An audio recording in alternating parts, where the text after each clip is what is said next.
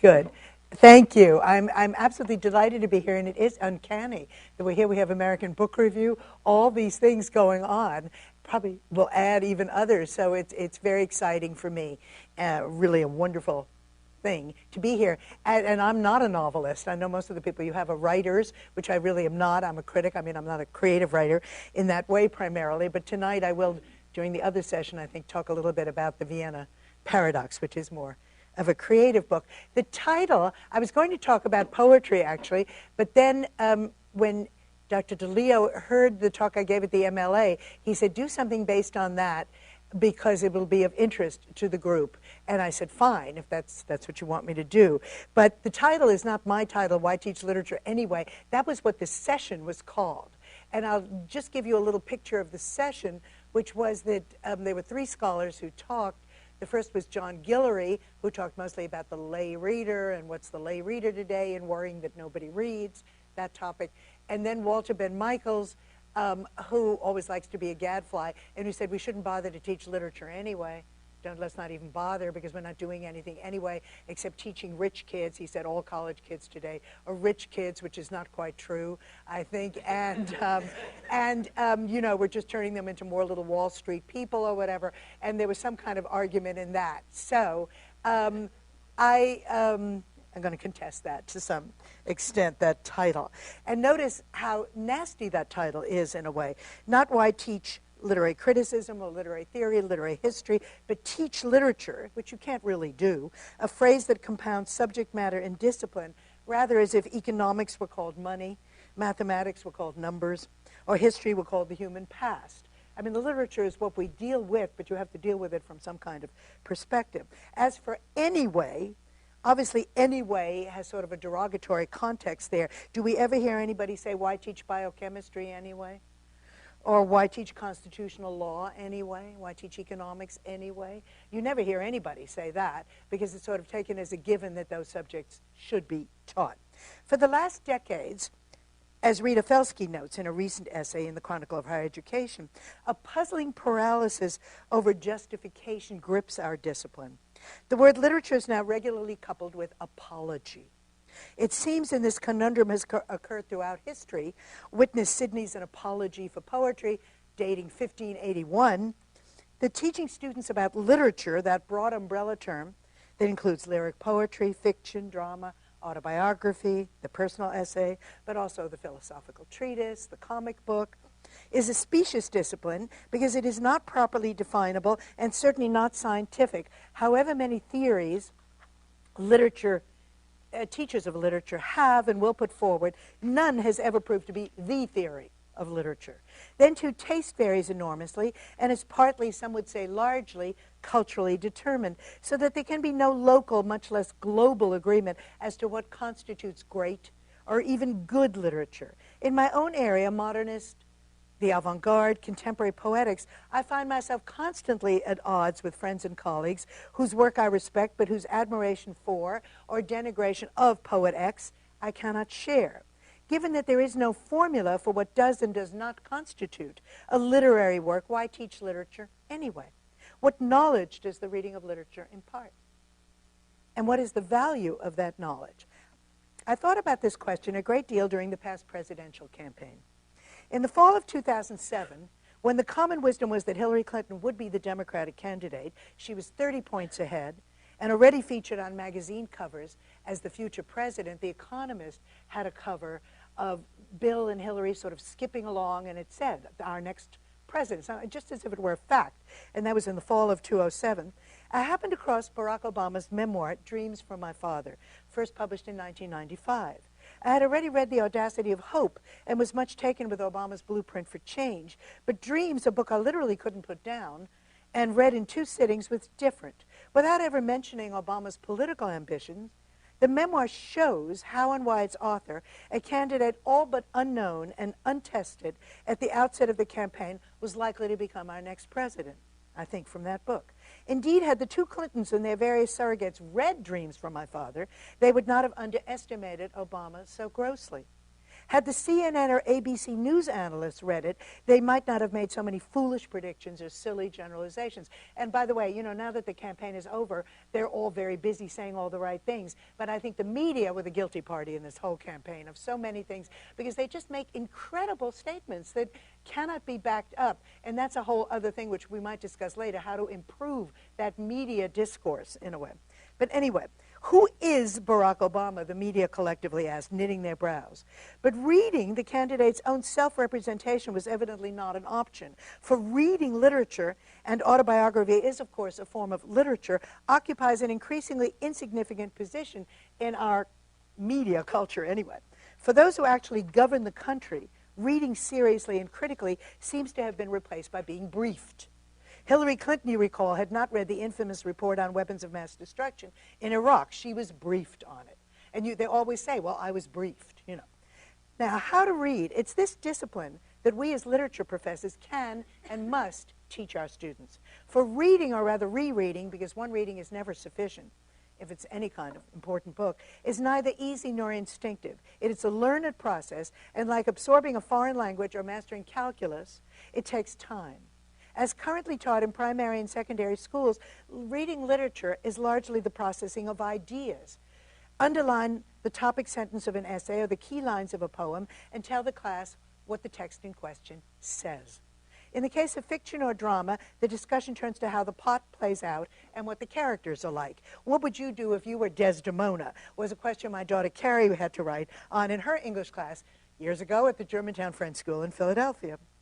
The fallacy of such literature acquisition is that it wholly ignores the one and only constant in literature, which is language. Literature need not be fiction, and it need not convey important ideas. In the visual arts, people always understand this, that, for instance, a still life it's not a picture of something important. It's how it's done that's important, right? But language is the material of literature, and common sense tells us that what we have designated as literary discourse from Plato to the present is that discourse whose main aim is not to convey information, not primarily anyway. Do not forget, said Wittgenstein, that a poem, although it is composed in the language of information, is not used in the language game of giving information. And Wittgenstein specifies this distinction in the following passage from the Philosophical Investigations. We speak of understanding a sentence in the sense in which it can be replaced by another which says the same, but also in the sense in which it cannot be replaced by another, any more than one musical theme can be replaced by another. In the one case, the thought in the sentence is something common to different sentences. In the other, something that is expressed only by the words in those particular positions, understanding a poem, he says.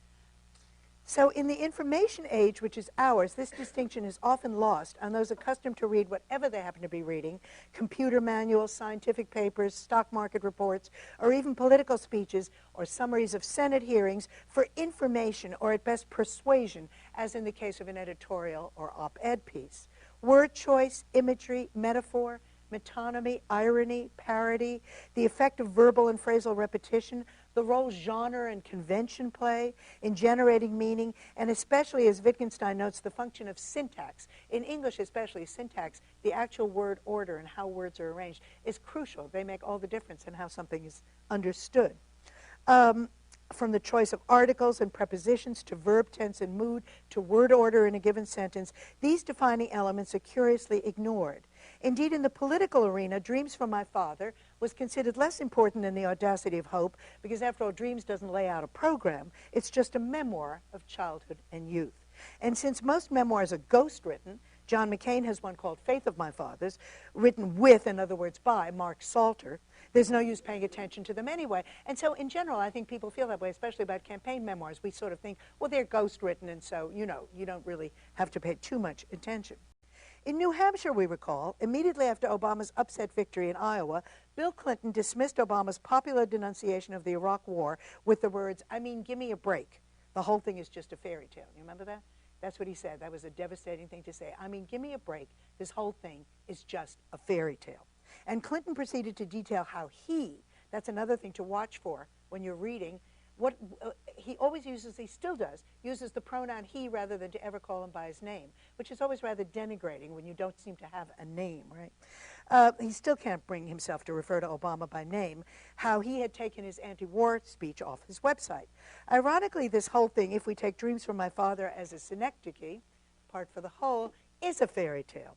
Not in Clinton's derogatory sense as being false, but in having a fairy tale plot, a kind of rags to riches plot with a happy ending.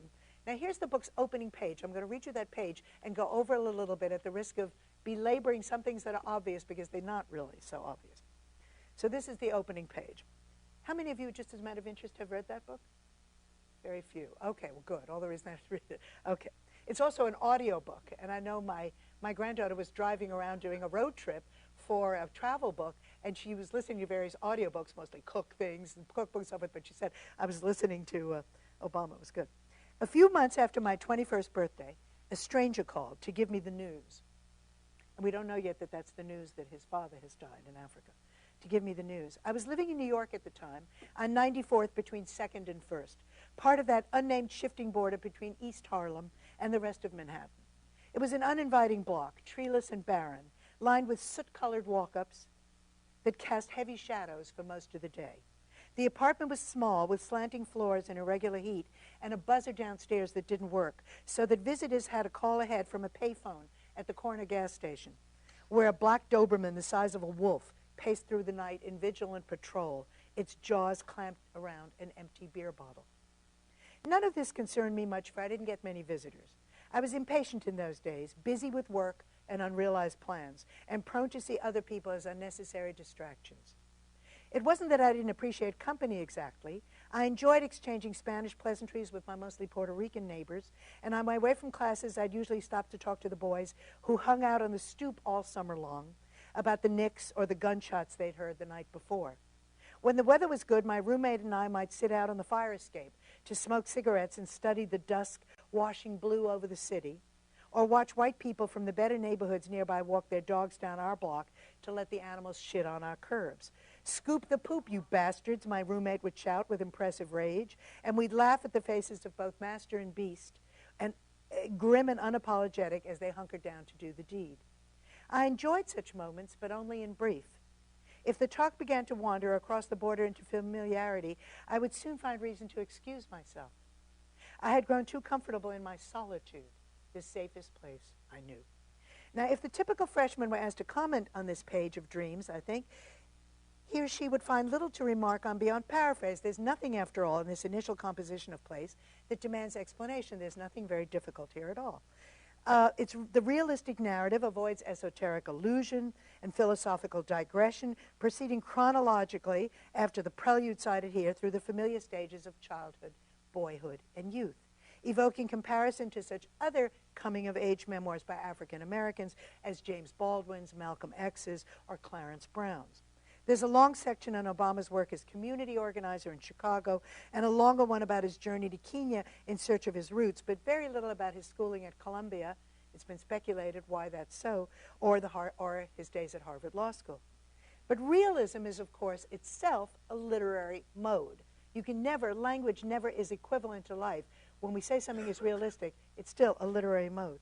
Following the path of contiguous relationships, Roman Jakobson wrote famously, the realist author metonymically digresses from the plot to the atmosphere and from the characters to the setting in space and time. Dreams opens with the sentence, "A few months after my 21st birthday, a stranger called to give me the news." We don't yet know that the news in question is the death of Obama's father, which will be the center of the book, an absent presence in his life. He met his father only once for a brief period when he was 11. But suspense is created because the news comes not from Barack's mother or from his grandparents who raised him, but from a stranger, a fitting emissary to bring the world to one who dwells on a border, specifically at this juncture, the shifting border between East Harlem and the rest of Manhattan. 94th between 2nd and 1st was then, and remains now, respectable but grungy and fairly dangerous. Lots of street crime occurs in the neighborhood. I know that neighborhood well because my husband trained at Mount Sinai Hospital, which is right near there. And that is a neighborhood that is a kind of borderline neighborhood between Harlem and the good parts of Manhattan, and ambulances going by all the time to the hospital. The word border recurs in the third paragraph, this time referring to conversation that might cross the border into familiarity. The border is Obama's condition. We soon learn that our narrator is half black, half white, half African, half American, which is not at all the same thing as being African American. That border, that stubborn difference, will define Obama the candidate. In the words of John Cage, not either or, but both and. Not the red states or the blue states, but the United States. Not left or right, a condition that continues to confound the press and the blogosphere, which regularly tries to place Obama in one or the other category. I wrote this before the election, but they still do it. Is he a socialist, as Sarah Palin would have it? A conservative in sync with Wall Street, as Alexander Cockburn wrote in The Nation? And not quite a centrist either. A border person is not the same thing as somebody who's at the center. Rather, such a person partakes of two different cultures and is hence cognizant of both and yet not quite at home in either. It's this doubleness that Dreams conveys on its very first page.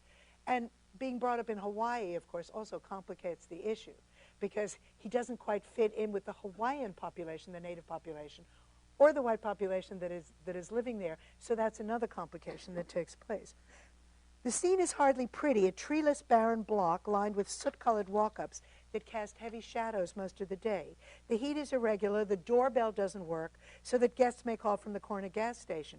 And that station is the very image of dreariness and menace, what with that black Doberman, its jaws clamped around an empty beer bottle. But, and this is the Obama, the Clintons, and the media fail to understand, the narrator of Dreams hardly sees himself as having been an underprivileged black slum kid. None of this concerned me much, we read, for I was impatient in those days, busy with work and unrealized plans. The work at this stage is student work. On my way back from classes, and this is when he was at Columbia, and even at this stage, he's a young man who had plans. He knows how to talk to the boys, the Puerto Rican neighbors, another minority with whom he exchanges Spanish pleasantries about the Knicks and the gunshots. And by the way, gunshots, I think, is, already shows you this is somebody who knows something about guns. You remember later in the campaign when he kept saying he understood nothing about guns and he didn't appreciate guns and all that. Well, he knew one side of guns. He may not have known the other so well. But, there are two sides there.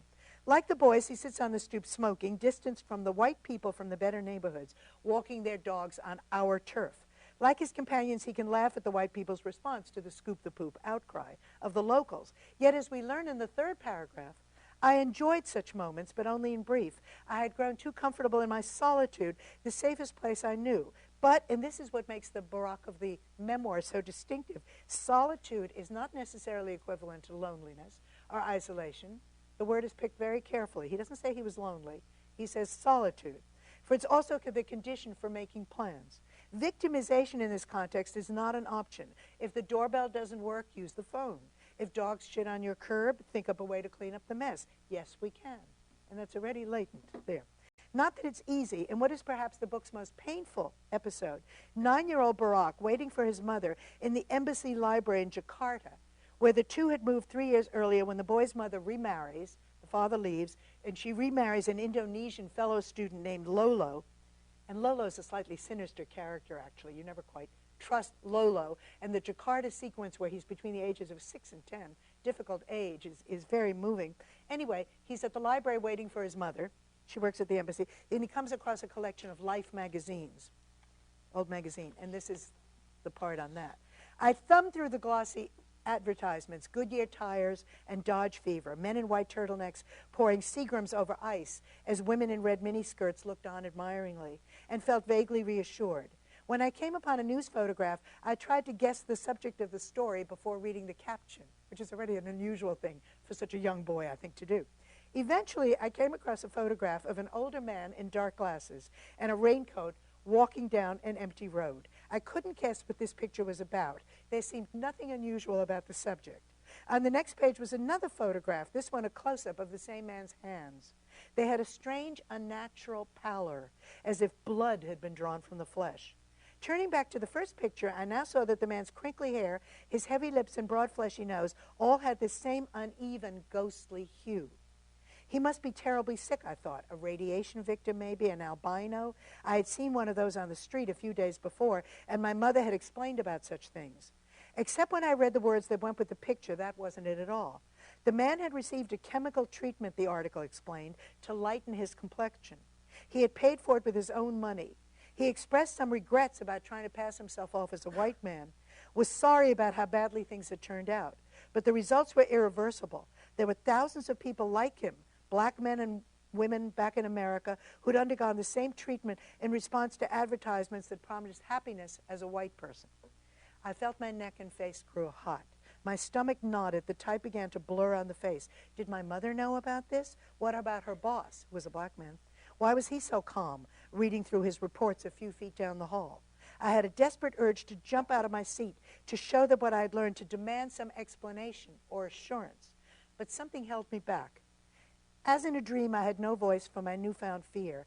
By the time my mother came to take me home, my face wore a smile, and the magazines were back in their proper place. The room, the air, was quiet as before. Now, something held me back. Up to that point, Obama's narrative of self-discovery as despised and perhaps self-hating other is familiar to readers of African-American fiction and memoir. The scene is also reminiscent of Elizabeth Bishop's poem In the Waiting Room, famous poem, with its similar epiphany of what one is prompted by a startling magazine picture, where she's reading the National Geographic in the dentist's office, and you have the lines, I was she, I'm an Elizabeth. So it's a common theme in some ways. And don't forget, the fact was that when he grew up in Hawaii, half black, half white, he really didn't know as a young child under 6 what he was. And then when he lived in Indonesia, since he didn't look like those, but again, it really hadn't occurred to him yet what he really was. But we're not, I think, prepared for the twist at the end of the paragraph. Not only does the boy hold back, but by the time his mother comes to take him home, he's smiling. And everything is back in its proper place. So what can that mean? Is he just a little goody-goody trying to please mommy? No, because in subsequent sequences, he defies her quite openly. Is he a budding Machiavellian, smiling while he covers up his rage and making his plans? No, again, because the narrative dreams will emerge as anything but angry and self-pitying. Or is this boy perhaps a realist, one who already understands that there's no use talking to his mother about what he has seen? For the idealist that she is, and white to boot, she won't really understand what he's feeling. There wouldn't be any use discussing it with her. It's the same mechanism that makes him remain silent later in the book. When he's a student at Columbia, he takes his mother and half-sister, and his half-sister is half Indonesian, half white, half Indonesian, to see the film Black Orpheus. His mother remembers the movie, one she had viewed long ago, as the most beautiful thing I had ever seen. Even as Barack himself finds its exotic representation of people of color, a representation that has always been his mother's, hopelessly sentimental and inauthentic. Didn't really like that movie. Thought it was very romanticized. But he remains silent. So we already know that this is a young man who learns to internalize his feelings, learns to endure his teacher's bamboo switches in Indonesia, learns to eat dog meat, tough, snake meat, tougher, and roasted grasshopper, crunchy, and to survive the local Islamic school, then a Catholic school, and another that is secular in that 4-year period, 3 different schools. Given the circumstances that were in this boy's life, 3 choices, we can surmise: to drop out, to become a radical and fight the system, the Malcolm X path, or to regard his existential situation as an amazing challenge. It must change. Barack flirts with the first 2 alternatives during his teens, but he comes to prefer the third way. It's not a Pollyannish decision. Much of the times things are pretty bleak. And toward the end of the narrative, Obama learns that his revered father, the mythic African prince, whom he thought was some kind of god figure, was in fact a drunk and a polygamist, a brilliant and gifted man who made all the wrong choices.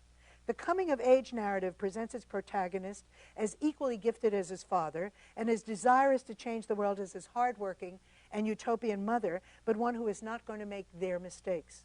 To read dreams is to know that whatever else, this is not somebody who was going to let himself be swift-boated like John Kerry. I don't know how many of you remember that, but during the campaign, there was all that talk about, oh, you'll see now they're going to swift-boat him. And he was very calm. He said, I'm not going to be swift-boated, because he wasn't like John Kerry. And these are the things you learn from reading this memoir, what somebody's nature or the representative of himself is. Not by anyone, as Obama told the press calmly and even cheerfully. Now consider the claims made by those who had not, of course, read Dreams, or at least had not read it critically. Hillary's repeated claim that Senator McCain has experience, I have experience. What does Senator Obama have? He has a speech. That was the mantra, remember? Is belied by the narrative of the extraordinary experience this candidate had as a young boy going to school in a linguistically and culturally alien community in a poor and violent fledgling nation. And there's a wonderful passage where the first night he's in Jakarta, where his stepfather insists that he learn the ways of the place and takes a chicken and kills it in front of him, just slices it down the middle. Very bloody. It's a horrible scene for the little boy, very upsetting, and then makes him eat it right away, you know, as soon as they cook it. So there are a lot of scenes of that sort. So to say somebody like that has no experience, although of course she meant something else, but still is rather iffy. And there's the whole later part where he goes to Kenya and learns what all those relatives are like.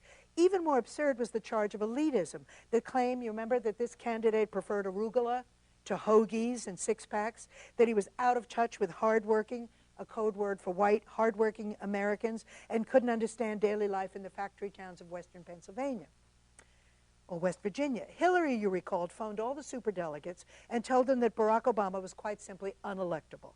And I think she may really have believed that. Really believed that her ceremonial visits to foreign heads of state, where you sit and drink tea, as he once said, somehow are more significant than having had to cope with ordinary people in Jakarta, in East Harlem, on Chicago's South Side, and in Kenya, not to mention the childhood and then high school days in Hawaii, where he was really very much of an outsider. What the reader of dreams learns then is that its protagonist is extraordinarily tough-minded. The opposition, first from his fellow Democrats in the primary, then from the Republicans in the general election, totally failed to understand this. Indeed, there would have been plenty of the candidate's ideas and programs subject to criticism and disagreement. But lack of experience was not one of his problems, nor was elitism, and least of all a secret allegiance to Islam. Give me a break, this is just a fairy tale. Yes, and the fairy tale, which is itself a complex literary genre, has a curious psychological veracity, as students of fairy tale like Bruno Bettelheim have shown. Now let us repose the question, why teach literature anyway? I want to posit that the study of literature brings the student closer to actual life than does any other discipline offered in the curriculum. It does not promulgate truth, for there's no external unitary truth outside of language, and studying great literature, and some of you will disagree with this, we can discuss it, I say studying great literature will never make anyone a better person. The example of Hitler, the Wagner and Goethe lover should have put that notion to rest long ago. It isn't that literature makes you good. It doesn't work that way. Think of Heidegger's brilliant essays on Hölderlin, Benjamin's supreme study of Baudelaire, but in everyday life, there's no necessary, even contingent connection between being a profound writer and being a decent human being. Nor does the writing of great poets witness Ezra Pound or Louis Aragon or more recently Harold Pinter, who just died, and there were all the articles in the paper about how crazy his politics were, slightly over the edge, and so on, but he was a great writer. Communicate the right political or ethical ideas. So we must admit to our students that the study of literary works, great ones or otherwise, will neither make them behave more ethically nor lead them to the truth. Why then teach literature anyway? Because literary study is the only discipline that teaches difference, from the linguistic difference between, say, the indefinite article and the definite one, a difference that much engaged Gertrude Stein, or the difference constructed in language between one individual and another. In the cultural studies now so dominant in English and modern language departments, the focus is squarely on issues and commonalities. If you open, as we, the MLA program that I just gave this at, the talks will be things like eco-criticism in the emergent church, or migratory subjects, black women, citizenship, and the diaspora. They're always general, as if all black women were alike, as if all men were alike. Literature is the one field that deals with the differences within those groups. Two, that everybody isn't alike, and that's why these generalizations don't hold. Studies of generalities are certainly useful, but they do gloss over the difference that makes literature like life so endlessly fascinating and surprising. The protagonist of Dreams from My Father, notice that from rather than of, and all that it implies about the relationship between father and son, Dreams from My Father, does not, as we have seen, fit any of the predictable slots for African-American leader. Martin Luther King, James Baldwin, Malcolm X, Frantz Fanon, none of these are really his counterparts, or were they even really his mentors. The memoirist who talks about crossing the Plaza Mayor in Madrid with its De Chirico shadows and sparrows swirling across cobalt skies. De Chirico is a fairly obscure artist, an artist I love, a modernist artist I love, but not somebody one would necessarily expect to find in a memoir like this, or characterizes his fellow community organizer in Chicago, Rafiq al-Shabazz, as inhabiting, quote, a Hobbesian world where distrust was a given, is just not quite like anyone else. He's rather unique. System building has been at the center of our discipline since at least mid-century. Every literary item is made to fit into a system, whether Freudian or Lacanian, post-colonialist or globalist, or to accord with a paradigm, whether of cognitive science or most recently ecosystems.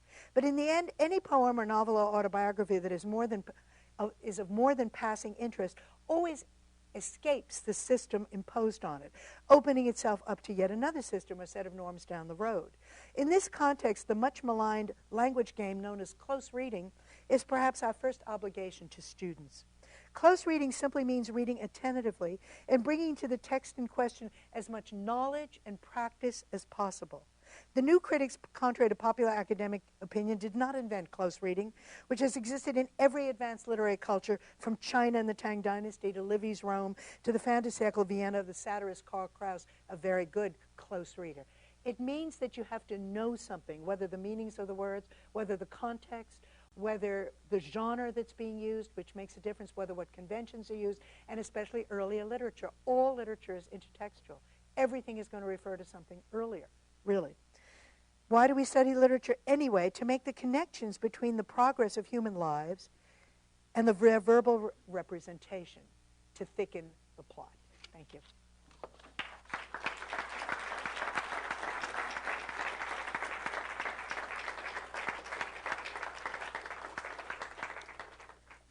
Question.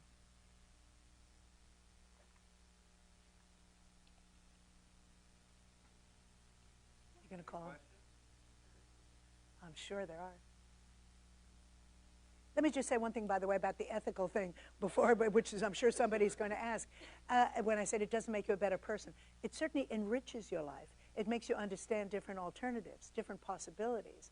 But that doesn't necessarily make you a better person in the sense that you're going to do good things, as we know from history, and we know from some of the people who were great readers and very literary in their way and could do terrible things and be terrible people. So I meant it in that sense in terms of action. Certainly it enriches life and makes you understand what is happening and makes you understand other people in a way that's rather different from the sociological study or anthropological study of other people, which is always in terms of groupthink.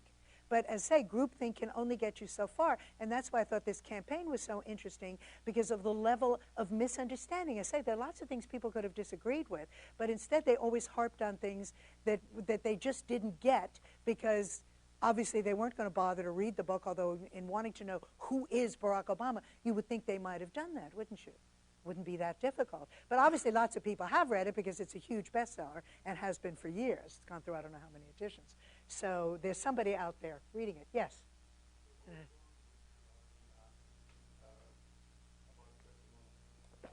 What was wrong with her being asked, what would you do if you were Desdemona? Because I think that's a ridiculous.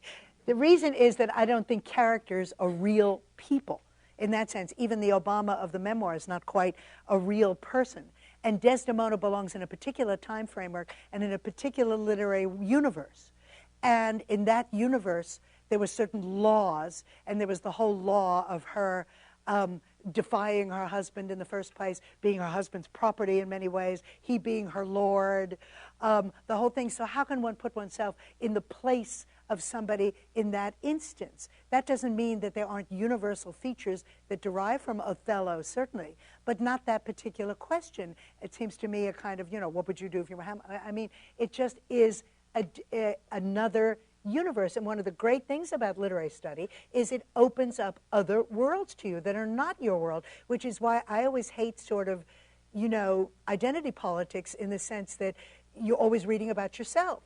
And something I've never wanted to do. If you take a writer like Conrad, I know nothing about ships, and I don't like ships particularly, and I don't like reading about storms at sea very much, but Conrad is a great writer, and he can make me interested in anything he writes about. So that's quite a different world, certainly from my world. And the poet that I wrote a whole book about, and I love, Frank O'Hara, who's a gay, Irish Catholic male writer, could not be more different from me, but I just think it's wonderful. And there are things in it I can relate to, but if you ask me what would I do if I were, I don't know, Frank O'Hara walking down the road, it just seems like a question sort of beside the point, because I wouldn't be doing it. And so that's my answer to your Desdemona question. Okay. What would you do if you were Desdemona? Yes? Recent film this past year, so I've read that the jury members for the Nobel selections in literature have been quite critical of American writers, and I just wondered if you knew. Well, that's a whole can of worms. That's a very political jury, and actually everybody feels much too political, that they're always picking books for political reasons, picking authors for political reasons. And they have been very down on Americans for the simple reason that we do so little with translation. Now, actually, there is a grain of truth in that, and they're right to call it to our attention in this sense, that it is true that America, with all the talk of globalism, with all the talk of being against imperialism and so forth, everything is always made in America. Read, you know, in English. In the United States, foreign language teaching, which is a whole other can of worms that I'm going to talk about at a conference, in fact, next week at Berkeley, which is just a terrible thing, which we are so bad at. And I think they feel in Europe especially, and especially in Scandinavian countries where everyone does know, another has to know, you know, some English and so on, that there's so few things being now published in translation in the United States, and so few efforts to read anything in translation, that's why it's not that they're really against our authors, I think. I think they just want to let us know, you know, that this is a bad thing and that we should do something about that. At the same time, I sort of cringe at the politicization of it, although I thought last year's choice, not so much Leclésio this year, but last year's choice, who was the Austrian novelist Elfriede Jelinek, and since I'm Austrian, and I can read it in German, I was very interested in that, and I think she is a remarkable writer, and not well known enough, and I thought it was quite disgusting the way the press responded to that. When she won immediately, especially in England, where they're always very snobby about that, who is that? Oh, certainly, how could this person win the Nobel Prize? They hadn't really read her work, they didn't really know, and they were immediately very dismissive. So, you know, the Nobel jury brings out sort of the worst in everybody in some ways, you know, and it is so politicized, and it is terribly hard. As I say, one of the problems in teaching literature is there are no ready answers. It is quite true that if it's a field like biochemistry or physics, it's much easier to find who really has made a real contribution. You know, that's true in academies, it's true everywhere, than it is to argue about which poet or which novelist, you know, dramatist should win whatever prize, because there's so many factors involved, and there's no rule, really, for choice. So I think that's hard, yeah. Yes? One, do you see any hope in literature that you're looking at and a move away in America from monolingual, monocultural traditions I wish I could say yes, but yes and no. In other words, there is a lot of emphasis now on, let's say, wanting to read, obviously, African-American literature, Chicano literature, but in translation, in English. It being Chicano literature, I think there should be much more emphasis on Latin American literature. There is more now, but not nearly as much as there should be. I do think the Americas, it's one America. I can't believe we pay so little attention to this huge continent south of us that has some incredible writers. There's lip service paid to being less monolingual, and there's actual literature that is itself less monolingual. In poetry, I've just written a whole thing on that, on writers who themselves write in more than one language. One of the writers I wrote about, and she's visiting at Stanford this month, is Yoko Towada, who's the Japanese writer who writes in German. But it's hard to read her in English, but a lot of that work is translated into English now. She's a fiction writer, also a poet, just an amazing writer, very, very good. And she takes up the issue in her writing of what does it mean to be, she just landed in Hamburg one day and stayed there. What does it mean to be Japanese, where the pronouns don't function the way our pronouns do at all, and where none of these things function, and how strange Western languages really are. In German, where you still have masculine and feminine, der Rock, the skirt, is masculine. Die Hose, trousers, happens to be feminine. I don't know why. I don't know when that ever happened. But if you're foreign, that's incredibly hard to have to remember those articles. Why is that? Or she has a whole essay she wrote on die Tafel Schokolade, the chocolate bar. Why is it called die Tafel, the blackboard in essence? Tafel is a word for the board, really blackboard. It is the way it's mostly used. But our word too, chocolate bar, well, what does that mean, and how do you, the strangeness of language is also always something very fascinating. And we now have a lot of bilingual writers, even trilingual writers, who are stressing that, who use more than one language in their own writing. It's a problem brought up in all kinds of fiction. So there is more of it, and there is more interest in foreign novels, some more, but not interest in reading them in the language. And that's a terrible thing, really, because they're entirely different if you do read them in the original. I know this from languages I don't know, that I can appreciate certain things, and certainly as far as poetry goes, to read it in translation is always a kind of total loss. So, you just can't quite do it. So that's a major problem today in the United States, and there's no good excuse for it, because everybody could learn some of them, some other language if it were taught in kindergarten, which is where it has to be taught. Who? Yoko, Y-O-K-O, Towada, T-A-W-A-D-A.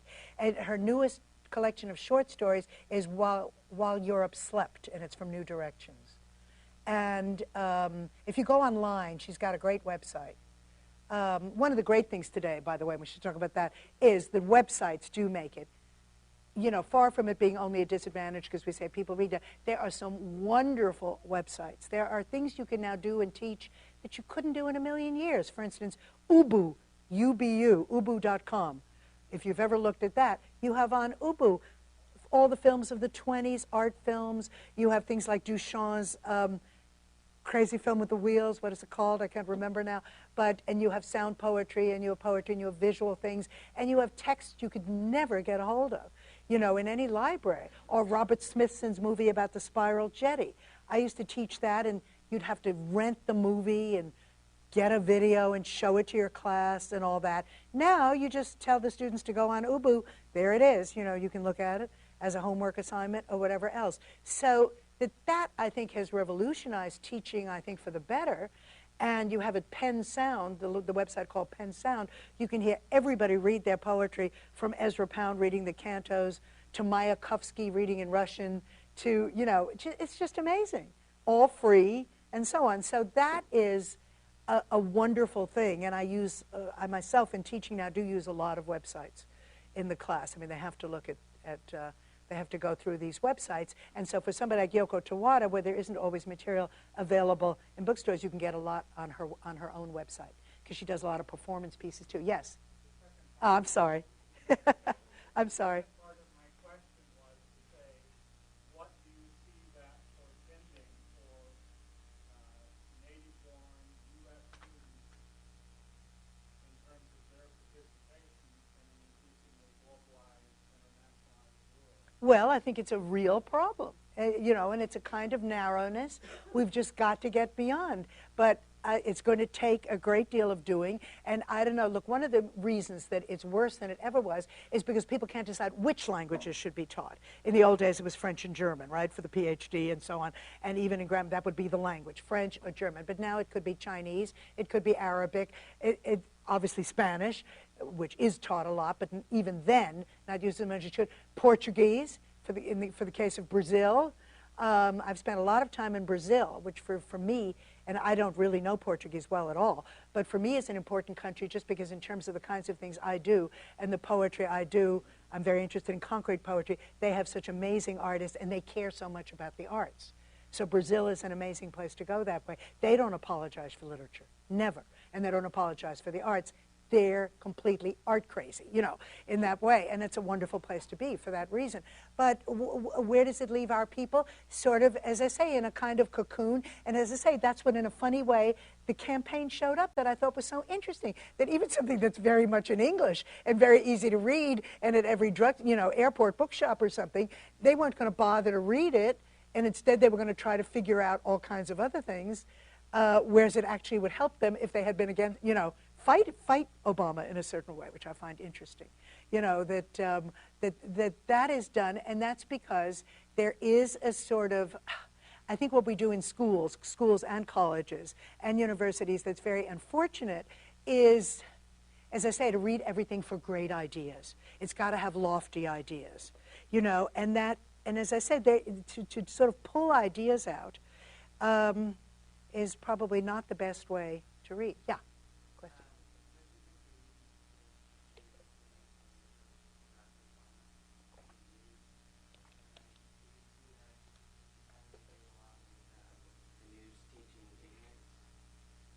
The news teaching, absolutely. The news, the talking heads, I mean, I watched a lot. Now I've sort of OD'd on it, and I'm not watching at all. But during the camp, I became a sort of news junkie, you know, reading the Huffington Post, what's the latest, and who said what, and whatever it is. But you get so, your mind is really dissolves in a way. But my question is, why do, and this is a question for all of you, how do they get away with it? In other words, in any other profession you're in, if you're a doctor, if you're a lawyer, if you're a university, I mean, if you do badly, you get fired, right? You usually do. But not these people. They predicted everything wrong. David Gergen said, as recently as whatever it was, David Gergen said that unless Obama chooses Hillary as vice presidential candidate, he's in a lot of trouble. He's not going to make it. Well, it turned out to be wrong, but David Gergen is still there as the chief talking head, you know, telling us all the answers. Why is it that these people get away with always predicting things wrong? If you can sit in your own living room and talk to your friends and learn a lot more, mostly, than you can learn from these programs. But we all do it. I do it, too. Why do I do it? Why do I want to hear what they have to say? I don't know. But it's a sickness. It's an illness of a kind, you know. Anyone else have a comment, question?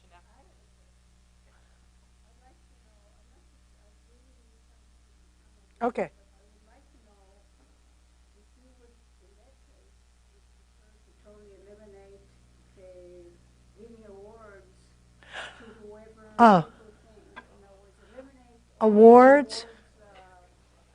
Nobel Prizes. I would tend to. I don't think there should be a Nobel Prize in literature because it's impossible to say, look at all the great writers who never got the Nobel Prize. Joyce never got the Nobel Prize, did he? No.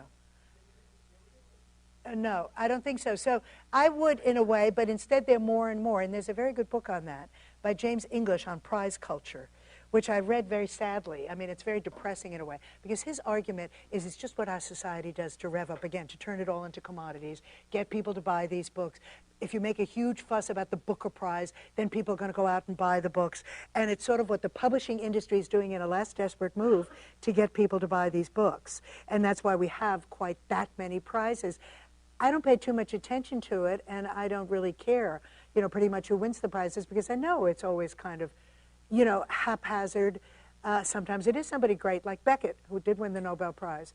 Faulkner won the Nobel Prize, but most of the time it's not. And, you know, and then the other prizes are even much less use than that. But it's something that's done, I guess, to work up people's interest in literature, and in that sense, maybe it's good. I don't know. What do you think? Yeah, it's funny, because our first speaker in the series talked about National Book Critics, their role in the prize. And everybody came in, wanted to learn the secrets of it, and then I think everyone left out pretty depressed because it you know, it is. What do you think? What do I think? I think that it all depends which point of view you're looking at. If you're looking at it from a business point of view and wanting to sell things and make money, then it's a business. Yes, no question. Yeah. Now, my point is that you can't really generalize because our society is so diverse. Yeah. South America, you have people who appreciate the culture, but then there is a lot Of course. Of course. we have no. So you really Of course, you know, you can't, I don't mean to generalize about South America, but I would generalize just the same to say that there should be more attention paid to the literature. You would agree with that, right? Of course you can't. I mean, I was being partly tongue-in-cheek. I was just saying why it's so much fun to go. But of course you're right, that there are a lot of other things that mitigate against that. And a lot of people in the United States who, I mean, I never get so upset. We discussed this earlier today about, you know, the Dana Gioia report, which some of you know, that NEH report that nobody's reading anymore and how terrible it is, and that the internet has killed reading, which is the common theme you can read in the newspaper every day. Now, I don't find it so upsetting, really, because I think people are reading. They're just reading different things. They are reading on the net, in fact, and it does sometimes draw them to books. And we have to wait and see how it shakes out, but I don't think it need in itself be that upsetting. I think people will always come back to reading. And they do, in fact. I mean, you know, it just happens. We hope you'll come back and study, I'll end on a Pollyanna note, right?